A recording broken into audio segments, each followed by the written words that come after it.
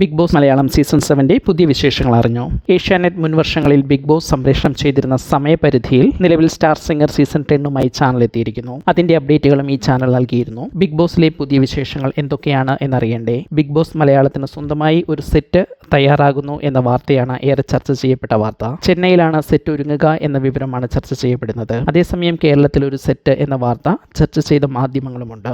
അതിലേറെ ചെന്നൈയിലെ പുതിയ സെറ്റ് എന്നതാണ് വിശ്വാസയോഗ്യമായ വാർത്തകൾ. ബിഗ് ബോസ് മലയാളത്തിന് സ്വന്തമായ ഒരു സെറ്റ് എന്നതുകൊണ്ട് ഉണ്ടാകുന്ന പ്രയോജനങ്ങൾ എന്തൊക്കെയെന്ന് മറ്റൊരു വീഡിയോയിൽ ചർച്ച ചെയ്യാം. മറ്റൊരു ശുഭവാർത്ത ഓഡീഷനുകൾ ആരംഭിച്ചു എന്നതാണ്. നിലവിൽ ചാനലിൽ നിന്നുള്ള ഓഡീഷനുകൾ ആരംഭിച്ചിരിക്കുന്നു എന്ന വിവരം പുറത്തു വന്നിരുന്നു. ഏതാനും മാസങ്ങൾക്ക് മുൻപ് ഓഡീഷൻ ആരംഭിച്ചെന്നും പിന്നീട് അത് നിർത്തിവെച്ചു എന്നും വാർത്തകൾ വന്നിരുന്നു. എന്നാൽ ഏതാണ്ട് ഏപ്രിൽ മുതൽ ഓഡീഷൻ സജീവമായി ആരംഭിച്ചതായാണ് വിവരം. ഈ വർഷം ഏറെ സജീവമായ താരങ്ങളുള്ള ഏറെ ശ്രദ്ധിക്കപ്പെടുന്ന സീസൺ ആകുമെന്നാണ് വിവരം. ഈ വർഷവും കോമണേഴ്സിനായി പ്രത്യേക ഓഡീഷൻ ഉണ്ടായിരിക്കും എന്ന വിവരമാണ് നിലവിൽ പുറത്തു വരുന്നത്. ലാലേട്ടൻ തന്നെയായിരിക്കും ഹോസ്റ്റായി തുടരുക.